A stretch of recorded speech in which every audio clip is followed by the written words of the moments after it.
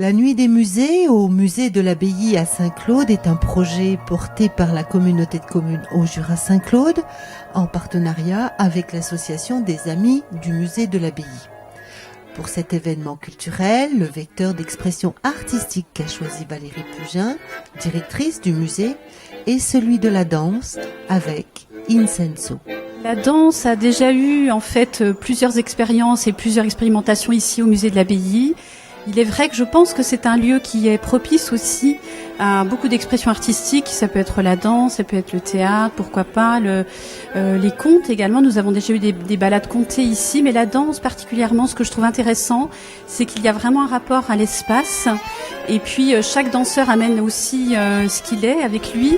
Et c'est vraiment à chaque fois une nouvelle aventure. Et je trouve qu'avec la compagnie Insenso, c'est absolument magnifique. Moi, ce que j'aime surtout, c'est cette danse contemporaine, c'est-à-dire qu'il y a une verticalité dans la danse de cette compagnie d'Odile, bien sûr, qui est il y a un côté un peu spectaculaire sur façade, mais c'est surtout cette danse contemporaine, car ici, je ne sais pas si vous vous souvenez, il y a eu plusieurs expériences, mais de danse contemporaine, et je trouve avant tout que c'est une très belle danseuse, et ensuite, on voit un peu se déployer son travail dans l'espace, dans les salles du musée.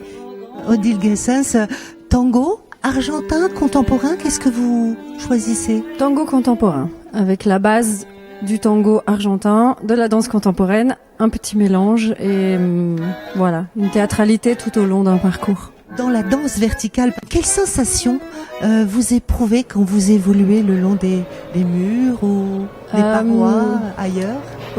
Dès qu'on reprend les répétitions, c'est un peu la douleur, l'appréhension du mur, la découverte du mur. C'est une approche déjà. Une approche. Il nous faut toujours un certain temps pour apprivoiser un mur.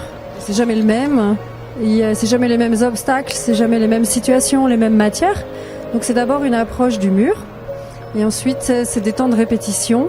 Et une fois qu'on s'est approprié le mur, on peut passer à l'interprétation, puis au plaisir et à la sensation de voler qui n'est pas vraiment voler, parce qu'on sent quand même bien le baudrier qui nous rappelle la gravité. Est-ce que le mur est un peu comme un socle ?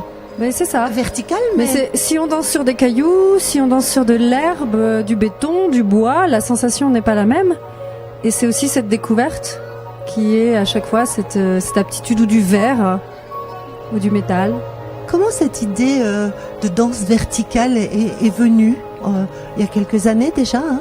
Ça a été créé il y a quelques années, déjà une vingtaine, trentaine d'années, par des gens qui combinaient la danse et qui travaillaient avec des grimpeurs et qui ont utilisé les cordes, les harnais, les matières, les outils des grimpeurs et qui ont mis la danse dedans. Donc moi j'ai rien inventé, mais un jour j'ai vu un spectacle sur des échafaudages au Mexique et je me suis dit j'adore leur travail, j'adore leur corps dans cette structure qui grimpe.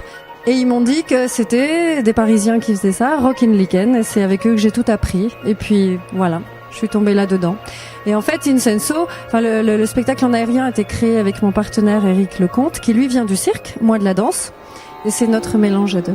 Et le tango ? Il y a un lien, il y a un pont. Le tango, j'avais envie d'en faire il y a très longtemps. Plusieurs fois, je me suis dit, je pars vivre là-bas, et ça s'est jamais fait. Et puis à un moment, ça s'est fait. J'ai commencé à l'apprendre.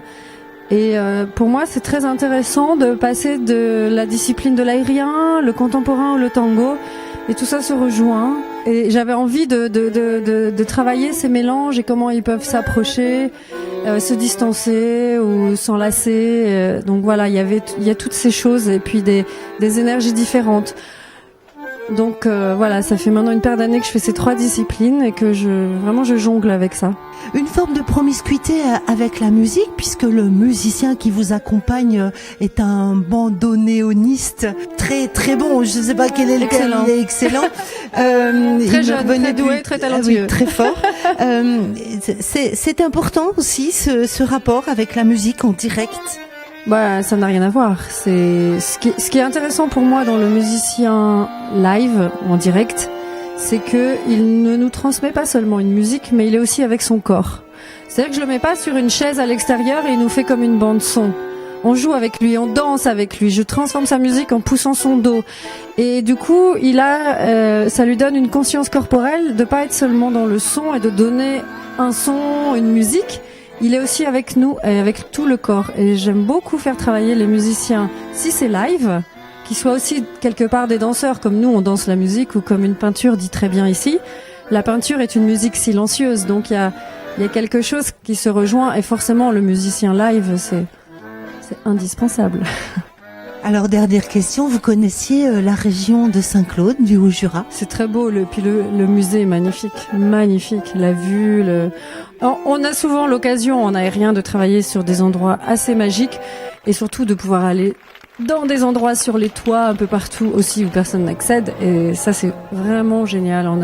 On a toujours des sensations, pas seulement de danser sur les façades, mais la préparation, installer les cordes, voir au loin, monter sur les toits. Ouais, c'est chouette. Ça rajoute. C'est super. Ouais, c'est vraiment. Je voulais juste citer le nom des garçons. Il n'y a pas de souci. Je suis entourée de garçons. Oui.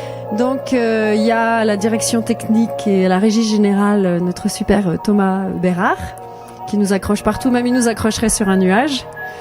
On a à la danse Auriel Toledo, qui est un danseur argentin qui vit en Italie, qui est plutôt de la base tango argentin, mais qui est très très doué en danse contemporaine, et notre super musicien Lisandro Donoso, qui est français d'origine chilienne et qui est vraiment hyper talentueux. C'est très très bien d'avoir cette super équipe et la super équipe du musée. On a un accueil assez hallucinant.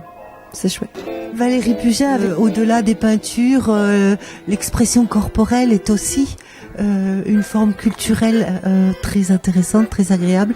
Nous sommes tombés sur le charme. Je pense que c'était votre première envie. Oui, tout à fait. Je voudrais préciser aussi que c'est grâce à l'association des Amis du musée que ce spectacle a lieu, puisque c'est une des personnes qui est amie du musée, qui a vu la compagnie aussi à Chalon-sur-Saône et qui a fait le lien avec le musée, donc ça c'est important aussi.